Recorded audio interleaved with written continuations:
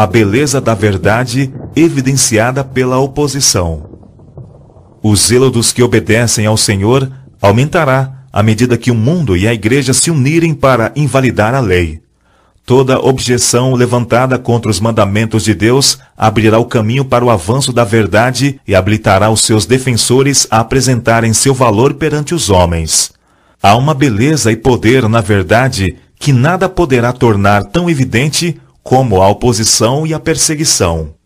Este tempo em que se faz tanto esforço para impor a observância do domingo é a verdadeira oportunidade para apresentar ao mundo o autêntico sábado em contraste com o falso. O Senhor, em sua providência, está muito à frente de nós. Ele tem permitido que essa questão do domingo seja realçada para que o sábado do quarto mandamento possa ser apresentado perante as assembleias legislativas. Assim, os dirigentes da nação poderão ter a atenção despertada para o testemunho da palavra de Deus a favor do verdadeiro sábado. A alegação tantas vezes feita de que Cristo mudou o sábado é refutada por suas próprias palavras. Em seu sermão no monte, disse ele: Não cuideis que vim destruir a lei ou os profetas. Não vim abrogar, mas cumprir. Porque em verdade vos digo que até que o céu e a terra se passem, nem um jota ou um tio se omitirá da lei, sem que tudo seja cumprido. Qualquer, pois, que violar um destes mais pequenos mandamentos, e assim ensinar aos homens, será chamado o menor no reino dos céus. Aquele, porém, que os cumprir e ensinar, será chamado grande no reino dos céus. Mateus capítulo 5, versos 17 a 19. Os católicos romanos reconhecem que a mudança do sábado foi feita pela sua igreja e declaram que os protestantes, observando o domingo, estão reconhecendo o poder desta. No Catecismo Católico da Religião Cristã, em resposta a uma pergunta sobre o dia a ser observado em obediência ao quarto mandamento, faz-se esta declaração: Enquanto vigorou a antiga lei, o sábado era o dia santificado, mas a Igreja, instruída por Jesus Cristo e dirigida pelo Espírito de Deus, substituiu o sábado pelo domingo. Assim, santificamos agora o primeiro dia e não o sétimo. Domingo quer dizer, e agora é, dia do Senhor. Como sinal da autoridade da Igreja Católica, os escritos romanistas citam o próprio ato da mudança do sábado para o domingo, que os protestantes admitem, porque, guardando o domingo, reconhecem o poder da Igreja para ordenar dias santos e impor sua observância sob pena de incorrer em pecado. Que é, pois, a mudança do sábado, senão o sinal da autoridade da Igreja de Roma ou o sinal da besta?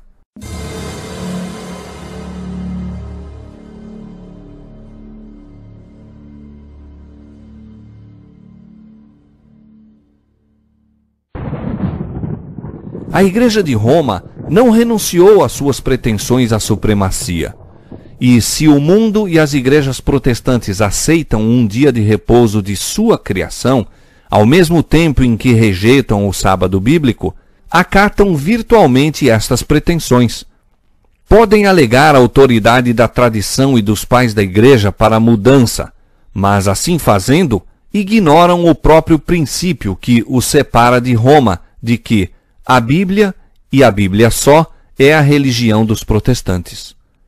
Os romanistas podem ver que estão enganando a si mesmos, fechando voluntariamente os olhos para os fatos em relação ao caso. À medida que ganha terreno o movimento em favor do repouso dominical obrigatório, eles se regozijam, na certeza de que, por fim, todo o mundo protestante será reunido sob a bandeira de Roma. Então, nós lembremos disso. A igreja perde a sua própria essência se ela perder o domingo. Nós estamos aqui diante de algo muito grave, né? Nós estamos aqui diante de, não de um detalhezinho, né? Me desculpem o palavreado popular, né? Mas não é uma frescura, né? Não é uma bobagem. Nós estamos aqui diante do centro. Se existe algo que faz a igreja, que faz o cristão, é o domingo. Por isso não tem cabimento essa história dos nossos irmãozinhos adventistas do sétimo dia, que de alguma forma vivem ainda muito fixados no Antigo Testamento. Guardam o sábado, né? Eles guardam o sábado. Mas não somente o sábado. Se você for ver a atitude dos adventistas com relação ao Antigo Testamento, né, é uma atitude de muito apego ainda a muitas prescrições do Antigo Testamento. Né? De tal forma que eles ainda estão de alguma forma no judaísmo. Né? Eles não entraram na novidade cristã. Né? É claro que se você vai pegar os 10 mandamentos no Antigo Testamento, né, os 10 mandamentos no Antigo Testamento pede para guardar o sábado. É evidente. Né? Mas nós cristãos não estamos mais no Antigo Testamento. Nós estamos numa nova aliança, nós estamos num novo tempo em que, de alguma forma, Deus fez para nós o domingo. Este é o dia que o Senhor fez para nós. Os romanistas declaram que a observância do domingo pelos protestantes é uma homenagem que prestam, malgrado seu, à autoridade da Igreja Católica. A imposição da guarda do domingo por parte das igrejas protestantes é uma obrigatoriedade do culto ao papado, à besta. Os que, compreendendo as exigências do quarto mandamento, preferem observar o sábado espúrio em lugar do verdadeiro, estão desta maneira a prestar homenagem ao poder pelo qual somente é ele ordenado. Mas no próprio ato de impor um dever religioso por meio do poder secular, formariam as igrejas mesmas uma imagem à besta. Daí a obrigatoriedade da guarda do domingo nos Estados Unidos equivaler a impor a adoração à besta e à sua imagem. Mas os cristãos das gerações passadas observavam o domingo, supondo que, em assim fazendo, estavam a guardar o sábado bíblico. E hoje existem verdadeiros cristãos em todas as igrejas, não excetuando a comunhão católica romana, que creem sinceramente ser o domingo o dia de repouso divinamente instituído. Deus aceita a sinceridade de propósito de tais pessoas e sua integridade. Quando, porém, a observância do domingo for imposta por lei e o mundo for esclarecido relativamente à obrigação do verdadeiro sábado, quem, então, transgredir o mandamento de Deus para obedecer a um preceito que não tem maior autoridade que a de Roma, honrará desta maneira ao papado mais do que a Deus. Prestará homenagem a Roma e ao poder que impõe a instituição que Roma ordenou. Adorará a besta e a sua imagem. Ao rejeitarem os homens a instituição que Deus declarou ser o sinal de sua autoridade e honrarem em seu lugar a que Roma escolheu como sinal de sua supremacia, aceitarão, de fato, o sinal de fidelidade para com Roma, o sinal da besta. E somente depois que esta situação esteja assim plenamente exposta perante o povo, e este seja levado a optar entre os mandamentos de Deus e os dos homens, é que então aqueles que continuam a transgredir hão de receber o sinal da besta. O sábado, o grande ponto em litígio. Na peleja a ser travada nos últimos dias, estarão unidos em oposição ao povo de Deus todos os poderes corruptos que apostataram da lealdade à lei de Jeová. Nessa peleja, o sábado do quarto mandamento será o grande ponto em litígio, pois no mandamento do sábado, o grande legislador se identifica como o Criador dos céus e da terra. Certamente guardareis os meus sábados, diz o Senhor, pois é sinal entre mim e vós nas vossas gerações, para que saibais que eu sou o Senhor, que vos santifica. Êxodo capítulo 31, verso 13. Alguns procurarão colocar obstáculos no caminho da observância do sábado, dizendo: não sabeis que dia é o sábado? mas parecem saber quando chega o domingo e têm manifestado grande zelo em fazer leis impondo sua observância. Os defensores da lei dominical não compreendem o que estão fazendo. O movimento dominical está agora abrindo caminho nas trevas. Os líderes encobrem a verdadeira questão, e muitos que se unem ao movimento não percebem para onde propende a tendência oculta. Eles estão agindo como cegos. Não veem que se um governo protestante abandona os princípios que deles fizeram uma nação livre e independente, e pela legislação introduz na Constituição princípios que propaguem a falsidade e ilusão papal, eles estão se lançando nos horrores romanos da Idade Média.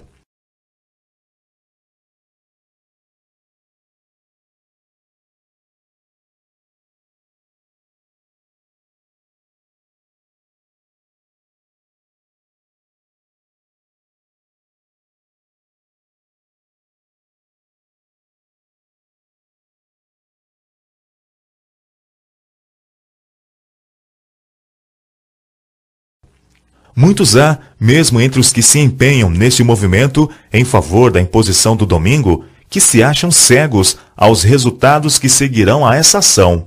Não veem que golpeiam diretamente a liberdade religiosa. Muitos existem que jamais compreenderam as reivindicações do sábado bíblico e o falso fundamento sobre o qual repousa a instituição do domingo. Os que se empenham em conseguir uma emenda à Constituição para obter uma lei que impõe a observância do domingo, mal compreendem qual vai ser o resultado. Uma crise está iminente.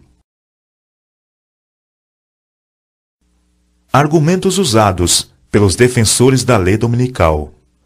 Satanás dá sua interpretação aos eventos, e os homens pensam, como ele quer que o façam, que as calamidades que enchem a terra constituem um resultado da transgressão do domingo. Tensionando aplacar a ira de Deus, esses homens influentes fazem leis impondo a observância do domingo. Esta mesma classe apresenta a alegação de que a corrupção que rapidamente se alastra é atribuível em grande parte à profanação do descanso dominical e que a imposição da observância do domingo melhoraria grandemente a moral da sociedade. Insiste-se nisto especialmente na América do Norte, onde a doutrina do verdadeiro sábado tem sido mais amplamente pregada. Mas o fato de que um movimento para estabelecer o erro se encontra ligado a uma obra que em si mesmo é boa, não é argumento a favor do erro. Podemos disfarçar o veneno misturando-o com o alimento saudável, mas não mudamos a sua natureza. Ao contrário, torna-se mais perigoso o veneno, visto ser mais fácil que ele seja tomado inadvertidamente. É um dos ardis de Satanás combinar com a falsidade precisamente uma porção suficiente de verdade para que lhe dê caráter plausível. Os dirigentes do movimento em favor do domingo podem advogar reformas que o povo necessita, princípios que se acham em harmonia com a Escritura Sagrada. Contudo, enquanto houver com eles uma exigência contrária à lei de Deus, seus servos não se lhes poderão unir. Nada os pode justificar de pôr à parte os mandamentos de Deus, optando pelos preceitos dos homens. É, ao tempo da apostasia nacional, quando, agindo segundo os métodos de Satanás, os governantes da terra se enfileirarem ao lado do homem do pecado, é então que a medida da culpa se encherá. A apostasia nacional é o sinal para a ruína da nação.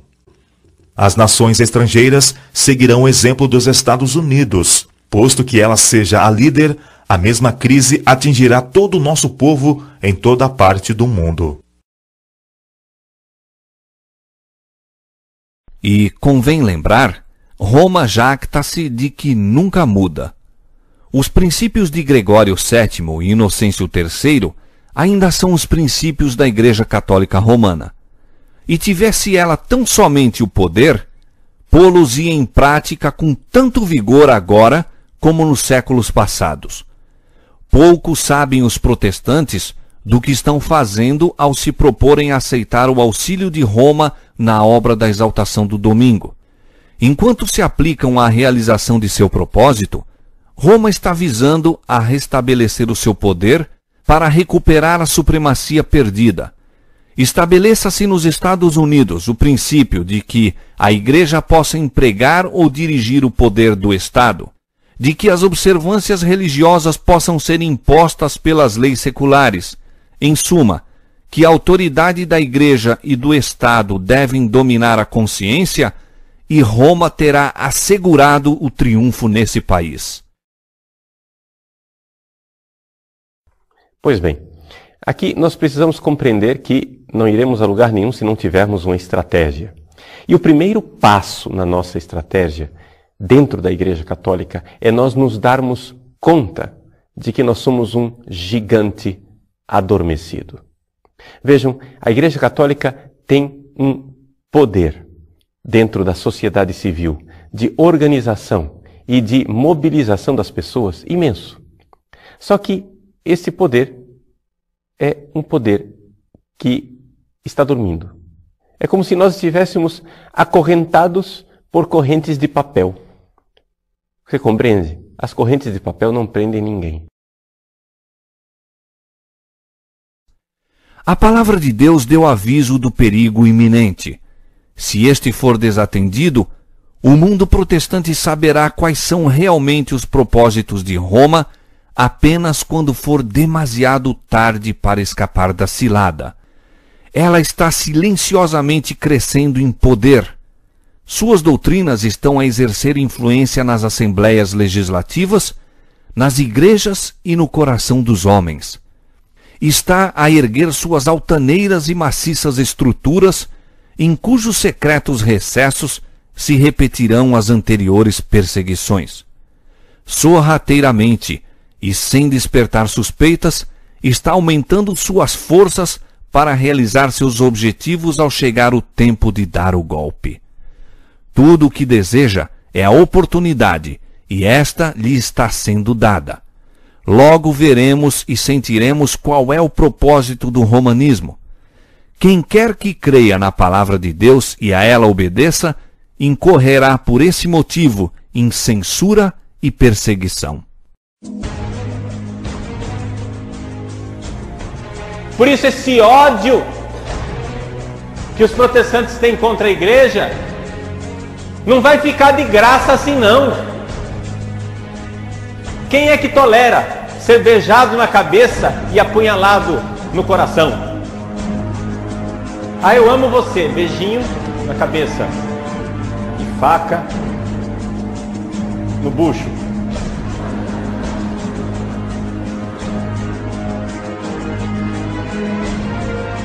Não ficar parado, sem fazer nada.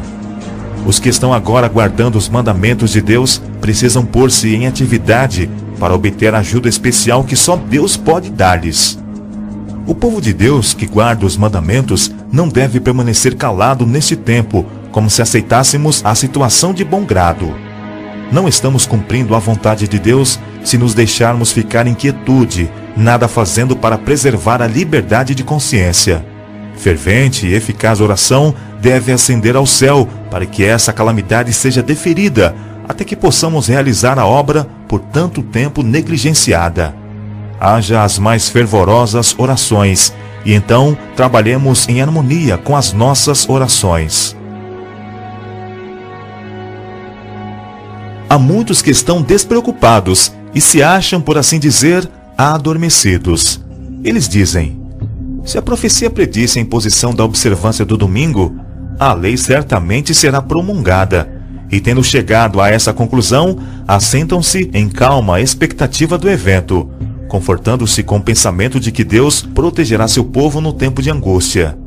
Mas o Senhor não nos livrará se não fizermos algum esforço para realizar a obra que Ele nos confiou.